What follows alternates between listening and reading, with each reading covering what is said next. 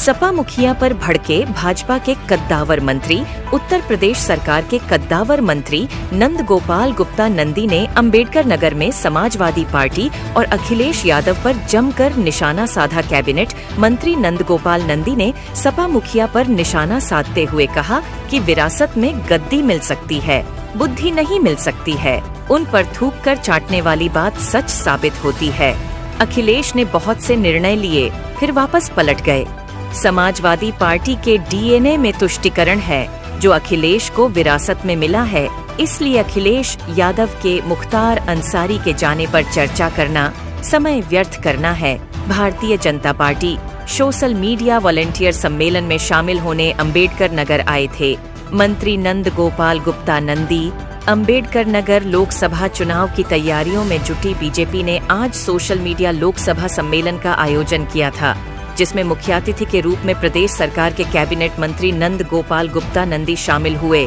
वॉलंटियरों को social media के बारे बताया। इसके बाद पत्रकारों से मुखातिब हुए। सपा मुखिया अखिलेश यादव के गाजीपुर मुख्तार अंसारी के घर जाने के सवाल पर कहा कि जिस पार्टी के डीएनए में तुष्टीकरण है जो उन्हें विरासत में मिला है, सपा अपराधियों को पालने पोसने वाली पार्टी है, जिसके लिए नारा लगता था कि जिस गाड़ी में सपा का झंडा समझो उसमें बैठा गुंडा।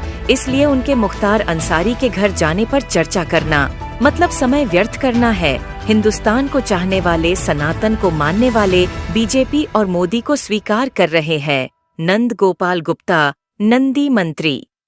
उत्तर प्रदेश सरकार समाजवादी के मुखिया अखिलेश यादव द्वारा बार बार प्रत्याशी बदले जाने ले। सवाल के जवाब में मंत्री ने कहा कि किसी को विरासत में गद्दी मिल सकती है, बुद्धि नहीं। अखिलेश यादव पर थूक कर चाटने वाली कहावत सच साबित होती है। कोविड काल में जब देश के वैज्ञानिकों और डॉक्टरों ने वैक्सीन बनाई तो कहा कि ये बीजेपी की वैक्सीन है, हम नहीं लगवाएंगे। बाद में लगवाया। अखिलेश यादव ने बहुत से निर्णय लिए, बाद में उन निर्णयों को वापस लिया। आज जैसे ही कोई टोंटी दिखाता है, अखिलेश यादव कहने लगते हैं लोग। आज कोई भी गरीब भी यदि कहीं किराए का कमरा लेता है और उसमें प्लास्टिक की टोंटी लगाता और जाते समय वह उसे छोड़कर चला जाता है, क्योंकि उसे पता है कि निकालने पर यह टूट जाएगी। लेकिन इतने बड़े पद पर रहने के बाद भी इतनी छोटी सोच, अब इसके बारे में क्या कहा जाए। जो पार्टी के डीएनए में ही तुष्टीकरण विरासत में मिला हो, अपराधी को पालते पोसते रहे, जिस पार्टी के लिए नारा लगता रहा हो, जिस गाड़ी में सपा का झंडा समझो उसमें बैठा गुंडा, तो उनका वहाँ जाना, उसके बारे में बहुत कुछ चर्चा करना समय व्यर्थ करना है। मैं यही कहूँगा कि आज हिंदुस्तान को प्यार करने वाला हर व्यक्ति, हिंदुस्तान की तरक्की चाहने वाला हर व्यक्ति, हिंदुस्तान को ऊंचाई पर देखने वाला हर व्यक्ति, सनातन धर्म को मानने वाले पूरी दुनिया के लोग आदरणीय प्रधानमंत्री जी के नेतृत्व को स्वीकार कर रहे हैं, एनडीए के नेतृत्व को स्वीकार कर रहे हैं। भारतीय जनता पार्टी की प्रचंड बहुमत से जीत होगी।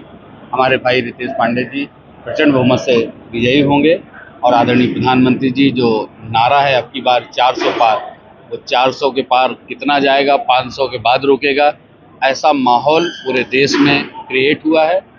एक कोई पॉलिटिकल पार्टी इस तरह का नारा लगाए, पॉलिटिकल पार्टी के कार्यकर्ता नारा लगाए, वो तो अभी तक देखा गया था। आप खुद पत्रकार बंधु हैं, महसूस कर रहे होंगे, आम जनमानस ने एक जन आंदोलन जैसा बन गया है कि कब चुनाव आए और हम जा करके आदरणीय प्रधानमंत्री मोदी जी का, योगी जी का शुक्रिया अदा करें। एक बात पे जीत होगी, अखिलेश जी पे बात आप कर रहे हैं, मैं केवल यही कहूंगा कि विरासत में गद्दी मिल सकती है, बुद्धि नहीं। आप देखिए कितनी बार उन्होंने ऐसा काम किया जिसको वो कहावत है, थूक के चाटने वाली कहावत सच हुई।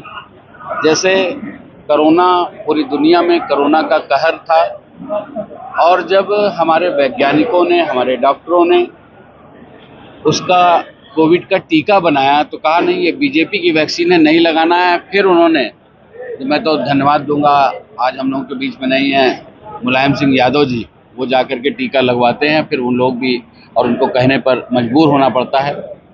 ऐसे बहुत सारे उन्होंने निर्णय लिए और निर्णय वापस लिए। आज टोटी, जैसे ही कोई टोटी दिखाता है अखिलेश यादव कहने लगते हैं लोग। कोई गरीब से गरीब, इस अम्बेडकर नगर में गरीब से गरीब आदमी कोई किराए का मकान लेता है और प्लास्टिक की टोटी 10 रुपए की खरीद के लाता है, और जब मकान छोड़ता है तो वो टोटी जानता है कि खोलेंगे तो टूट जाएगी, तो टोटी खोल के नहीं ले जाता। इतने बड़े पद पर रहने के बाद इतनी छोटी जिसकी सोच हो, उसके बारे में क्या बात है।